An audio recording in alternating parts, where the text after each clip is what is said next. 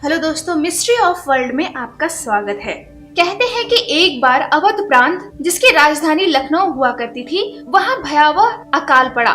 लगभग 5 साल से भी अधिक अवधि तक चले इस अकाल से ग्रसित लोगों के पास काम भी नहीं था, जिससे भूखमरी की समस्या पैदा होने लगी। तब अवध के तत्कालीन नवाब आसिफुद्दौला ने बड़े इमामबाड़े का निर्माण कराया। इस विशाल परिसर के निर्माण के पीछे कोई नायाब संरचना की प्रस्तुति या वास्तुकला के क्षेत्र में झंडा गाड़ना नहीं था, बल्कि आज के काम के बदले अनाज जैसे सरकारी योजना की प्रति सुव्यवस्थित बनाए रखना था। कहा तो ये भी जाता है कि आरंभ में इस विशाल इमामबाड़े के लिए किसी नक्शे के तहत काम भी नहीं किया गया और लंबे समय तक लोगों से मजदूरी कराकर पिलर बनाए गए। दिन भर जो पिलर तैयार होते थे, रात के पाली के लोगों को उसे पुनः तोड़ने का काम दिया जाता था। दिन के उजाले में निर्माण का काम साधारण लोगों से लिया जाता था, जबकि रात में नगर के धनवान व्यक्ति हीन रोशनी में उसे तोड़ने का जिम्मा उठाते थे। अकाल से पीड़ित ऐसे तमाम लोग जिन्हें रोजी रोटी मुहैया नहीं हो रही थी, बिना किसी भेदभाव के इस काम में लग जाते थे और उन्हें समान रूप से पारिश्रम देने की व्यवस्था थी। आज भी आप बड़े इमामबाड़े के भ्रमण के लिए जाएंगे तो गाइड आपको यही बताएंगे, जिसको ना दे मौला उसे दे आसिफुद्दौला। लेकिन ये भी जानना जरूरी है कि इस शोहरत का पता चलने पर नवाब साहब ने क्या कहा। उनका कहना था, जिसे ना दे मौला उसे क्या दे आसिफुद्दौला, अर्थात ये सब मात्र ईश्वर की ही देन है। अगर वो उन्हें इस लायक नहीं बनाते तो वो जनता की सेवा कैसे कर पाते। उस सर्वसंप्रभु सत्ता के सामने उसकी कोई हैसियत नहीं। तथ्य ये है कि जब अपने वास्तविक के परामर्श से आसिफुद्दौला ने सुनियोजित तरीके से बड़े इमामबाड़े के परिषद का निर्माण किया था, तो सबसे पहले शाही बावली और पंच महल का निर्माण किया। ये इसलिए जरूरी था क्योंकि इस संरचना को परिसर में प्रस्तावित विशाल भवनों के लिए पानी के स्रोत के लिए भरपूर आवश्यकता थी, जिसे बावली से लिया जाना एक बहुत ही बेहतर विकल्प था। बावली स्वयं में ही एक बहुत ही अद्भुत व नायाब संरचना है, जिसका सीधा लीकेज गोमती नदी से है। आप यूँ समझे कि अगर गोमती नदी में बाढ़ आता है तो ये बावली 3 मंजिले तक डूब जाती है। अगर गोमती नदी सूखती है तो ये बावली भी सूख जाती है। अगर आज भी आप इस बावली के पास जाएंगे तो आपको तीसरी मंजिल से नीचे जाने की अनुमति नहीं है। कहा जाता है कि अगर कभी भी गोमती नगर में बाढ़ आ गया तो ये सारी मंजिल डूब जाएगी। इस इमामबाड़े का निर्माण सन 1786 में आरंभ किया गया था, जो 1798 तक चला। मुख्य परिसर में बना विशाल गुंबद नुमा हॉल 50 मीटर लंबा और 14 मीटर ऊंचा है। ये एक ऐसी इमारत थी जिसको बनाने में कोई भी बीम या गड्ढे का इस्तेमाल नहीं किया गया था। अनुमानतः इसे बनाने में उस जमाने में 5 से 10 लाख रुपए की लागत हुई थी।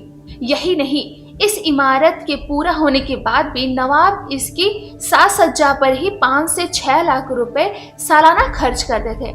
इसमें विश्व प्रसिद्ध भूल भुलैया भी स्थित है, जो अनचाहे प्रवेश करने वालों को रास्ता भुलाकर आगे से रोकती थी।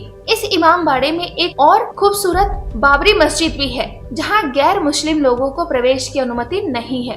कहते हैं कि बावली के बाद आसिफुद्दौला ने खुदा की बंदगी के लिए मस्जिद बनाने की सोची। परिणाम स्वरूप ये बेहतर मस्जिद बनके तैयार हो गया। मस्जिद परिसर के आंगन में 2 उठती इमारतें हैं, जो इसकी भव्यता में 4 चांद लगा देती है। इसे बनने के बाद इमामबाड़े के मुख्य भवन के निर्माण का कार्यक्रम आरंभ हुआ।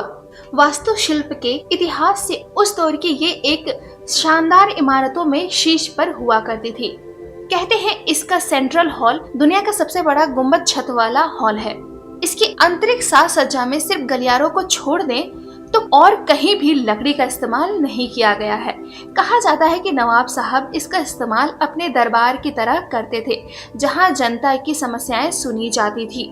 अब इसका इस्तेमाल सिया मुसलमान आजादारी के लिए करते हैं। इमामबाड़े का वास्तुकला एक मुगल शैली को प्रदर्शित करता है, जो पाकिस्तान के लाहौर मस्जिद से काफी मिलती जुलती है और इसे दुनिया की 5वीं सबसे बड़ी मस्जिद का भी दर्जा दिया गया है।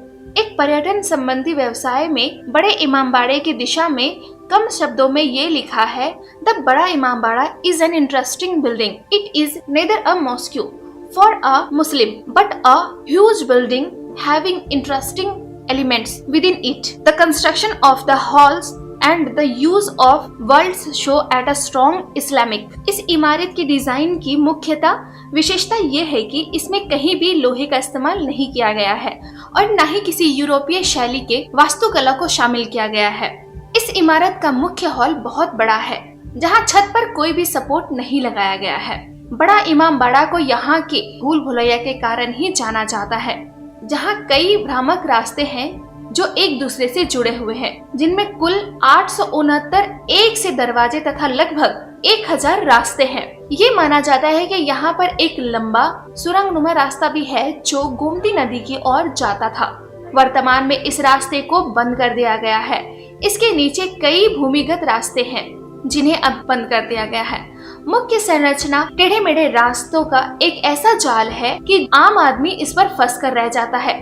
इसकी दीवारों की भी कुछ अलग सी ही संरचना है।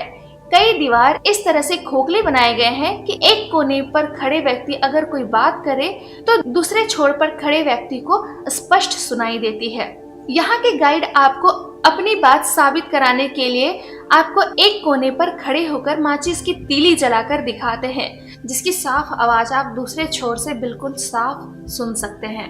दीवारों को भी कान होते हैं। मुहावरा इन्हीं दीवारों के कारण गढ़ा गया था। ये भी अफवाह खूब चली है कि यहाँ के भूमिगत रास्ते फैजाबाद तक जाते हैं, जहाँ से तत्कालीन सत्ता का संचालन होता था। इस भूल भुलैया में अनगिनत सुरंगें बनी हुई हैं, जो कि दिल्ली, आगरा और उत्तर प्रदेश के कई राज्यों में निकलती हैं। कई लोग तो ये भी मानते हैं कि इसकी एक सुरंग दिल्ली के लाल किले और आगरे के ताजमहल के आसपास में निकलती है। इस सुरंगों की संरचना कुछ इस प्रकार की गई थी कि यदि कोई इसमें राजा को ढूंढने के लिए पीछे पीछे आता है तो वो भटक जाएगा। और इसके अंदर नीचे में दलदल, सांप, बिच्छी और मगरमच्छ भी छोड़े गए थे, जो रास्ते में ही दुश्मनों को खा जाते थे और दुश्मन भटक जाता था। सही रास्ता सिर्फ नवाबों को ही पता होता था, जो वो लोग अपनी मुश्किल घड़ी में जान बचाने के लिए यूज किया करते थे। कहा जाता है कि इन्हीं सुरंगों में नवाब साहब के खजाने भी छुपे हुए हैं। नवाब साहब को ढूंढने के लिए कई बार दुश्मनों ने अपनी जान इस सुरंगों में गंवाई है। जब भारत में अंग्रेजों का राज था तो कुछ अंग्रेज खजानों की तलाश में इन सुरंगों में उतरे थे। कहा जाता है कि सैकड़ों सैनिक इस सुरंगों से नीचे उतरे और अलग अलग रास्ते में गए, जिनमें से एक भी सैनिक वापस लौटकर नहीं आया। उसके बाद भी कई सैनिकों को उनके लाश या शव को ढूंढने के लिए भेजा गया, लेकिन वो सैनिक भी वापस कभी लौटकर नहीं आए। उस समय की मौजूदा सरकार ने उन सुरंगों को तुरंत बंद करने का आदेश दे दिया। इसलिए अगर आज भी आप वहां जाते हैं तो आपको सारी सुरंगें बंद मिलेगी और उसके पास आपको एक बोर्ड लिखा हुआ मिलेगा कि कौन सी सुरंग कहाँ निकलती है, लेकिन ये किसी को पता नहीं है कि कैसे इसके अंदर जाया जाए। बताते हैं कि इस बड़े इमामबाड़े के निर्माण के समय उड़द की दाल, बरिया, चावल की लुगड़ी, बेल का गुद्दा, करेल, शीरा, भूजा हुआ चूना और लखनऊ के पास के कंकड़खेला गांव के महीन कंकड़ों का इस्तेमाल किया गया था।